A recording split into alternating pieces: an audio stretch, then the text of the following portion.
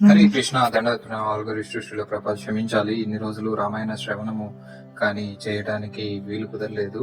క్రిందటి క్లాస్ లో మనము విశ్వామిత్ర ముని రాముడితో కలిసిన తర్వాత, లక్ష్మణుడితో కలిసిన తర్వాత ఎలా వారిని అరణ్యానికి తీసుకెళ్లారు రాక్షస సంహారం కోసము, వాళ్ళ యజ్ఞ యాగాదుల్ని ఆపుతున్నటువంటి రాక్షస సంహారం కోసం అన్నటువంటి విషయం తెలుసుకున్నాము. ఇవాళ శ్రవణంలో మనము తర్వాత తాటక రాక్షసిని ఇంకా వేరే వేరే రాక్షసుల్ని రాముడు ఎలా ఎదిరించాడు, చంపాడు అన్నటువంటిది చూద్దాము. చాలా ఇంపార్టెంట్ టాపిక్, శ్రద్ధగా వినండి. అప్పుడు రాముడు, ఓ మహర్షి, అసలు ఈ రాక్షసి ఇంతటి శక్తి సామర్థ్యాలు ఎలా సాధించిందో తెలుసుకోదగ్గ విషయమైతే వివరించండి అని అడిగాడు. అప్పుడు విశ్వామిత్రుడు ఇలా పలుకసాగాడు. ఒకప్పుడు సుకేతుడనే శక్తిశాలి అయిన ఒక యక్షుడు ఉండేవాడు. అతడు తీవ్రమైన తపస్స ధన ఆచరించి బ్రహ్మదేవుని అనుగ్రహం పొందాడు. సంతానము లేనందున సుకేతుడు ఒక కుమారుణ్ణి కోరుకున్నాడు. అయితే బ్రహ్మదేవుడు అతనికి ఎంతో శక్తివంతురాలైన ఒక కుమార్తెను ప్రసాదించాడు. ఆ అందాల బాలికకు అతడు తాటక అని పేరు పెట్టి ఆమె యుక్త వయస్కురాలైన పిమ్మట జంబుని కుమారుడైన సుందుడికిచ్చి వివాహం చేశాడు. అనంతర కాలంలో అగస్త్యుని శాపంతో సుందుడు మరణించాడు. అందుకు ప్రతీకారంగా తాటక ఆమె కుమారుడు మారీచుడు ఆ ఋషిని మింగాలని ఆయన మీదకు లంఘించారు. అగస్త్యుడు తక్షణమే ఆ తల్లి కుమారులను నరమాంస భక్షకులైన రాక్షసులుగా మారిపోమ్మని శపించాడు. దానితో అందమైన తాటక కాస్త భయంకర రూపం గల రాక్షసిగా మారిపోయింది. అగస్త్య మహర్షి ఈ ప్రాంతంలో తపస్సు చేసుకుంటూ ఉండేవాడు కనుక తాటక పంతంగా ఇక్కడనే అరాచకములు సృష్టించడం పనిగా పెట్టుకుంది. విశ్వామిత్రుడు ఇంకా ఇలా చెప్పాడు. నాయనా రామ, తాటక నిలువెల్ల దృష్టి రాలుని తెలుసుకో.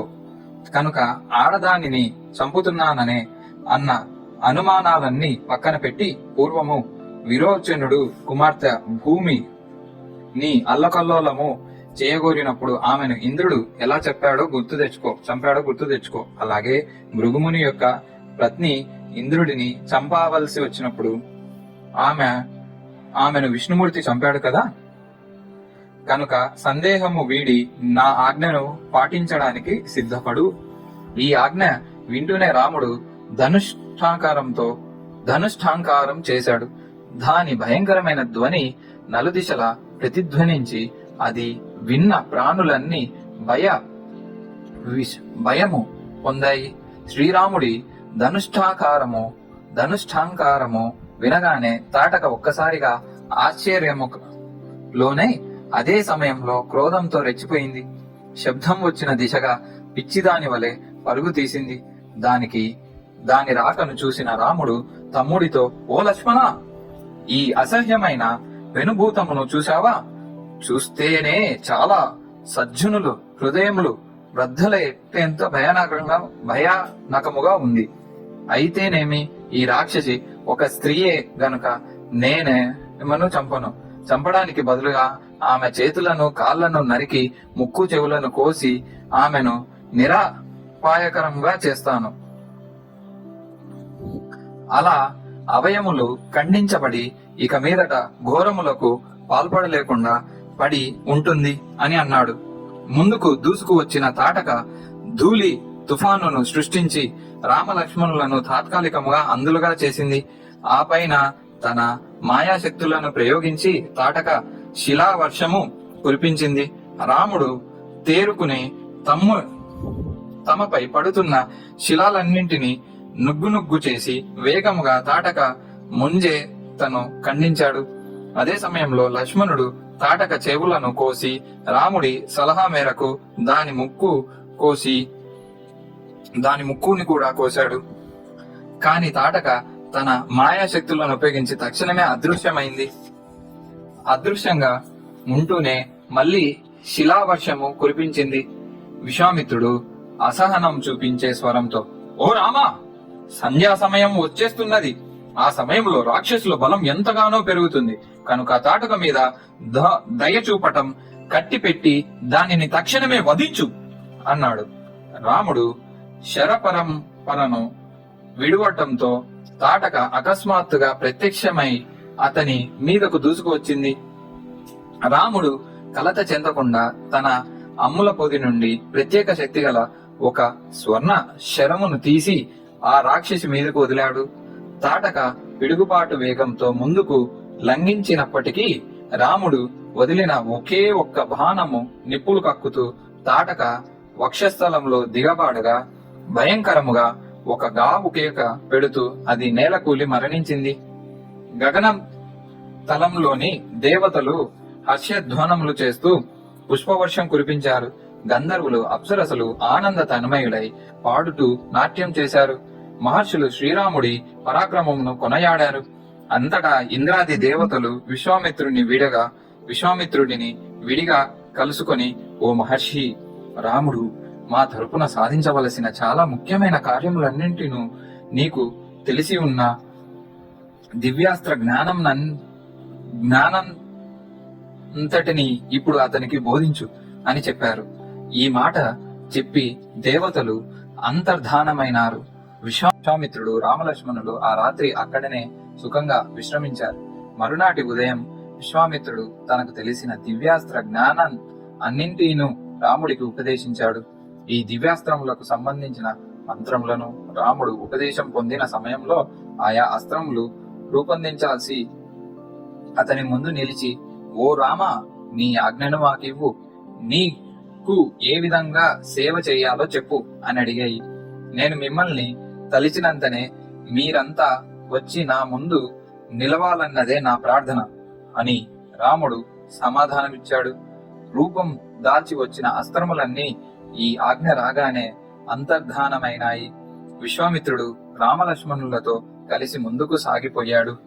తరువాత అదే రోజున వారు సిద్ధాశ్రమంగా పేరుగాంచిన విశ్వామిత్రుని ఆశ్రమముకు చేరుకోగా ఆ పవిత్ర స్థలం యొక్క చరిత్రను తెలపమని మహర్షిని రాముడు అడిగాడు.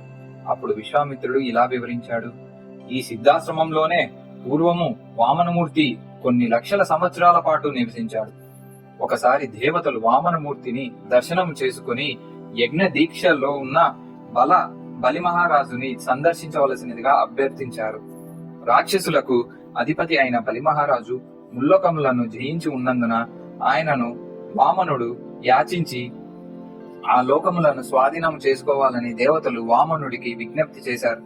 సరిగ్గా అదే సమయంలో కశ్యపుడు కూడా సిద్ధాశ్రమంలోకి రావటం సంభవించింది. ఆయన వామనుడికి ఎంతో భక్తి శ్రద్ధలతో పూజించి ఆయనను తనకు కుమారునిగా అవతరించవలసినదిగా ప్రార్థించాడు. అందుకు స్వామి అంగీకరించటం దరిమిల అదితి కశ్యపులకు కుమారునిగా మరుగుజ్జు బ్రాహ్మణునిగా ఆయన అవతరించడము జరిగింది. అలా ఆయన బలి మహారాజు వద్దకు వెళ్లి 3 అడుగులు నేలను యాచించే సాకుతో ఆయన రాజ్యమును స్వాధీనము చేసుకుని దేవకార్యమును నెరవేర్చాడు. తన ఆశ్రయమునకు వచ్చిన మీదుట తక్షణమే విశ్వామిత్రుడు యజ్ఞ దీక్షకు ఉపక్రమించాడు. ఆశ్రమమునకు వచ్చిన మీదట తక్షణమే విశ్వామిత్రుడు యజ్ఞ దీక్షకు ఉపక్రమించాడు. రామలక్ష్మణులు ధనుర్ధారులై నిలిచి మారీచ, సుబాహులను ఎప్పుడు వస్తారో అని కాపుగాచి ఉన్నారు.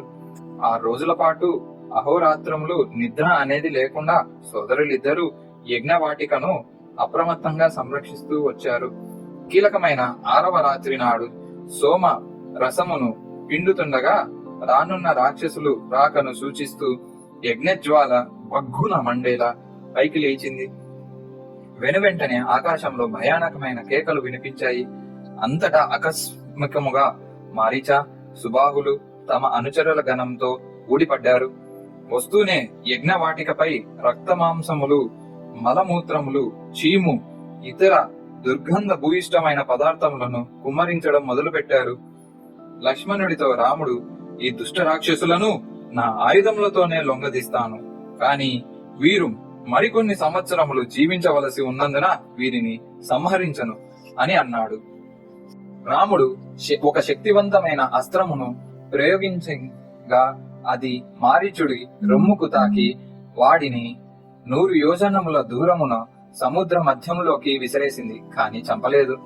అంతటా రాముడు మరో శక్తివంతమైన బాణమును సంధించవలసిందిగా అది సుబాహుడు గుండెలోకి దిగబడి వాడు నేలకూలి మరణించాడు.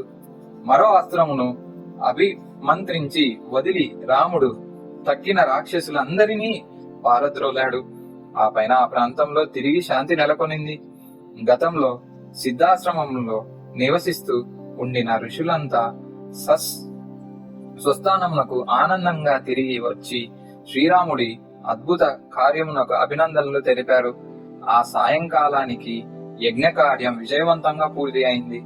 ఆ రాత్రి గడిపిన మీదట రాముడు ఋషుల ఎదుటకు వచ్చి, ఓ పూజ్య బ్రాహ్మణులారా, రాక్షసులు చేస్తున్న ఆగడాలు నుంచి ఇప్పుడు ఈ ప్రాంతము విముక్తమైనది కదా. ఇంక నేను మీకు ఏదైనా సేవ చేయగలిగి ఉంటే ఆజ్ఞాపించండి అని అడిగాడు. విశ్వామిత్రుని సూచన మేరకు ఋషులు రామునితో, జనక మహారాజా చేస్తున్న ఒక మహాయజ్ఞంలో పాల్గొనడానికి మేము మిథిలా రాజ్యమునకు వెళ్ళబోతున్నాము. మీ సోదరులిద్దరూ కూడా మాతో రావాల్సిందిగా ప్రార్థిస్తున్నాము. పూర్వము పరమశివుడు దేవతలకు బహికరించినటువంటి అద్భుతమైన ధనస్సు ఒకటి అక్కడ యజ్ఞవేదిక వద్ద ఉంచబడింది. అనంతర కాలంలో మిథిలను పాలించిన దేవవ్రత మహారాజు దేవతలు ఆ ధనస్సును బహుకరించారు. ఆ దివ్య ధనస్సు అపరిమితమైన దృఢత్వము కలిగి కావటన గొప్ప దేవతలకు కూడా దానిని వంచడం సాధ్యం కాదంటూ ఇక మానవుల సంగతి చెప్పదేముంది. చిరకాలంగా ఆ ధనస్సు మిథిలలోనే ఉంటూ వచ్చింది. అక్కడ దానినొక పీఠంపై గంధ పుష్పాది పూజ్య ద్రవ్యములతో పూజిస్తూ ఉన్నారు అని సమాధానమిచ్చారు. ఋషులతో పాటు రావటానికి రాముడు అంగీకరించాడు. ఆ పైన జనక మహారాజు యజ్ఞమునకు కావలసిన సంభారములతో 100 రథాలతో ఒక మహాయాత్ర ప్రారంభమైంది. రోజంతా ప్రయాణించి వారు శోణ నది తీరంనకు చేరుకున్నారు. ఆ రాత్రి అక్కడే విడిది చేశారు. విశ్రాంతిగా కూర్చున్న సమయంలో రాముడు విశ్వామిత్రుడిని ఆ స్థలంనకు సంబంధించిన విశేష చరిత్ర ఏదైనా ఉంటే చెప్పమని అడిగాడు. అప్పుడు మహర్షి రాముడికి ఈ క్రింద కథను వివరించాడు. ఒకప్పుడు బ్రహ్మదేవుడికి స్వయముగా కుమారుడైన కుషుడనే మహర్షి ఉండేవాడు. కుషుడికి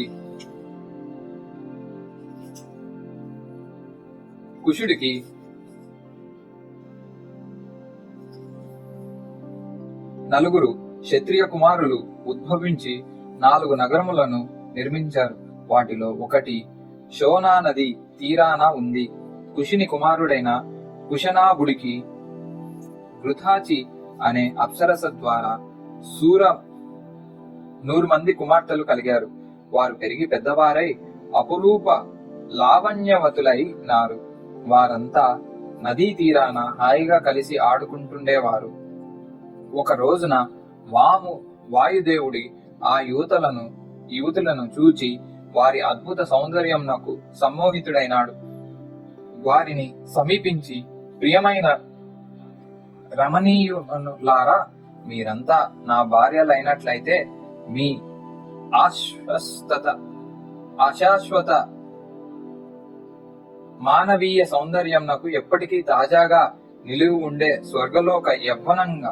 స్వర్గలోక యవ్వనంగా మార్చివేస్తాను అని అన్నాడు వాయుదేవుడు.